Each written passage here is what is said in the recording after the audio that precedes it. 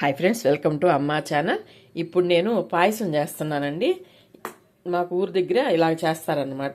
చూసారా, సబ్బు బియ్యం, సేమియా, కొబ్బరితో చేస్తాం అనమాట. కొబ్బరి పాయసం అనమాట. మేము ద్రాక్ష, జీడిపప్పు బదులు ఈ కొబ్బరి వేసి చేసుకుంటాము. పల్లెటూళ్ళలో చాలా వరకు మా ఊరి దగ్గర ఎలా చేస్తారు, చాలా టేస్ట్ ఉంటుందండి.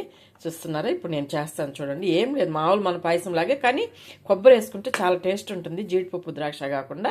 అందువల్ల నేను కూడా ఒకసారి మీకు అలా చూపిద్దామని చెప్పి చేస్తున్నాను.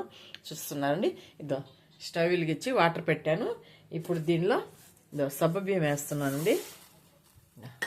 సబ్బు బియ్యం వేసాను, అవి బాగా ఉడకనిద్దాము.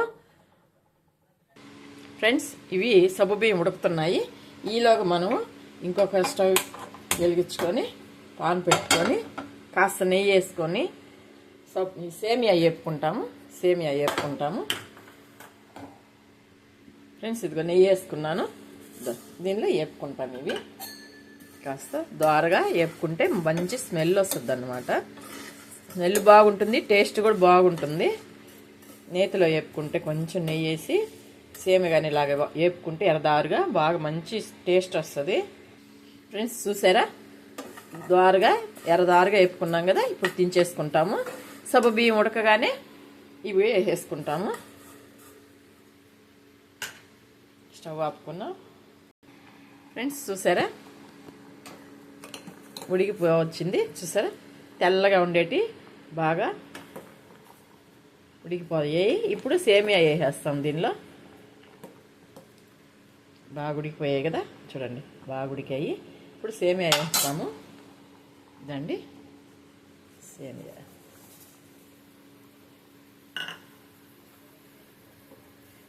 మాకు ఊర్లో ఇలా చేసుకుంటారండి. మా నాన్నమ్మ వాళ్ళు ఇలా చేసేవాళ్ళు. సేమియా పాయసం మా నాన్నమ్మ ఇలా చేసేది, అందుకే నేను కూడా ఇలాగే చేసి చూపిస్తాను. మా అమ్మ కూడా ఇలాగే చేసేది. మా అమ్మ కూడా ఇలాగే చేస్తుంది. అంటే ఇది పెద్దవాళ్ళ నాటి పాయసం అనమాట. ఎందుకంటే వాళ్ళు ఎక్కువ జీడిపప్పు, ద్రాక్ష వేసేవాళ్ళు కాదు మా అమ్మ వాళ్ళు.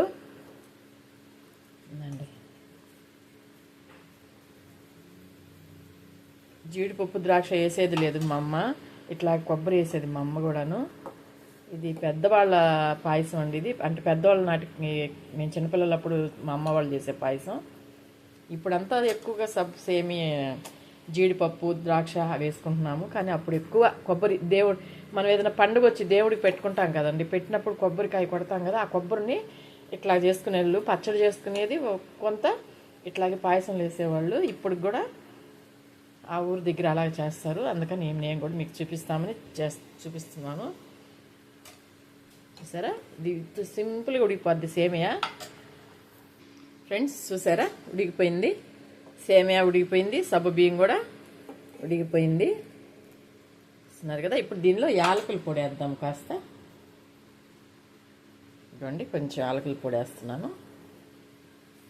ఎక్కువ వేయలేదు, కొంచెమే వేసాను. సరే, అయిపోయింది. ఇప్పుడు చక్కెర వేసుకుంటాము.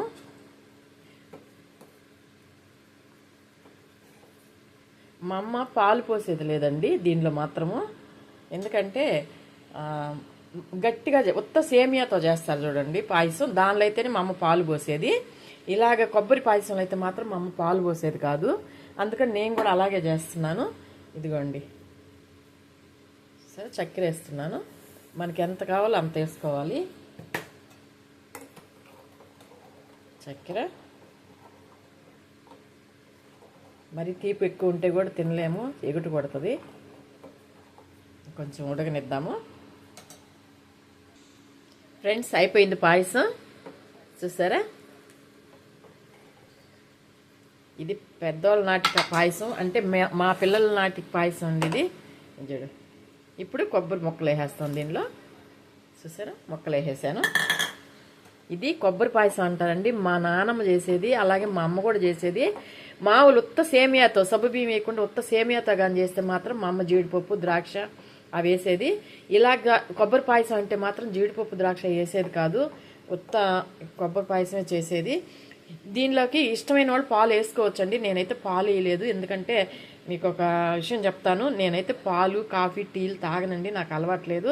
అందుకని నేను కూడా పాలు వేసుకోలేదు. అదే కాదండి, మా అమ్మ కూడా కొబ్బరి పాయసాలు పాలు వేసేది కాదు. ఇట్లాగే వేసేది. మా అమ్మ పాలు వేసేది కాదు. మరి నేను తిననని వేసేది లేదో లేదా నిజంగానే వేసేది లేదో నాకైతే తెలియదు. కొబ్బరి పాయసం మాత్రం మా అమ్మ పాలు వేసేది కాదు. సేమియాలో మాత్రం సేమియా పాయసం అయితే మాత్రం ఇట్లాగా వేసేది. చూసారా ఎలా ఉందో చూసారా.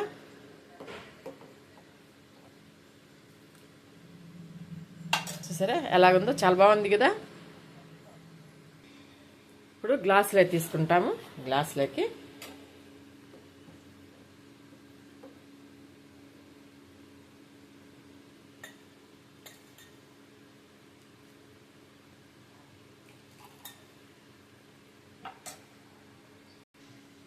ఫ్రెండ్స్ కొబ్బరి పాయసం అయిపోయింది. చూసారా ఎలాగుందో చూడండి. చూస్తున్నారా ఎలాగుందో. దీన్ని కొబ్బరి పాయసం అంటారు. ఎక్కువగా పల్లెల్లో కూడా ఇట్లా చేస్తారు. చూస్తున్నారు కదా, చాలా టేస్ట్ ఉంటుందండి. తాగేటప్పుడు ఆ కొబ్బరి ముక్క తింటుంటే ఎంత టేస్ట్ ఉంటుందో చూస్తున్నారు కదా. చాలా బాగుంది కదా. మీరు కూడా ఎవరైనా ఇలా చేసుకొని తింటుంటే కామెంట్ చేయండి. చేసుకోకపోతే ఒకసారి ఇలా చేసుకొని తిని చూడండి, చాలా బాగుంటుంది. ఒకసారి టేస్ట్ చూస్తాను.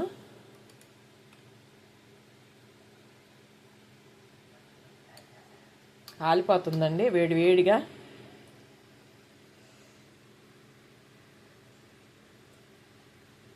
భలే ఉందండి. ఈ పాయసం తింటూ ఆ కొబ్బరి ముక్క నవ్వుతుంటే ఆ టేస్ట్ వేరు. దీన్ని కొబ్బరి పాయసం అంటారు. మేమైతే ఇలాగే చేసుకుంటాం అండి. మా అమ్మ ఇలాగే చేసేది. అందుకే నేను కూడా మీకు ఇలాగే చూపించాను. వీడియో మీకు నచ్చుంటుందని అనుకుంటున్నాను. వీడియో నచ్చినట్టయితే ప్లీజ్ లైక్ చేయండి, షేర్ చేయండి, సబ్స్క్రైబ్ చేయండి. మీ అందరు సపోర్ట్ చేస్తున్న బట్టి ఇంత దూరము ఇన్ని వీడియోలు పెట్టగలుగుతున్నానండి నేను. మీ సపోర్ట్ ఎప్పుడు ఉండాలని కోరుకుంటున్నాను. మీ అందరు సపోర్ట్ చేయడం వల్లే నేను ముందుకు పోగలుగుతున్నాను. వీడియో నచ్చుంటే ప్లీజ్ లైక్ చేయండి, షేర్ చేయండి, సబ్స్క్రైబ్ చేయండి. కొత్తగా నా వీడియోలు చూస్తున్నట్టయితే ప్లీజ్ సబ్స్క్రైబ్ చేసుకోండి. ఉంటాను. ఒక్కసారి మీరు కూడా ఇలా చేసుకొని తిని చూడండి. ఇది పాతకాలపు నాటి మా అమ్మమ్మలు వాళ్ళ నాటి పాయసం అండి ఇది. ఇప్పుడు కూడా చాలా మంది చేస్తుంటారు. చూస్తారు కదా. ఉంటానండి. ప్లీజ్ సబ్స్క్రైబ్ చేసుకోండి.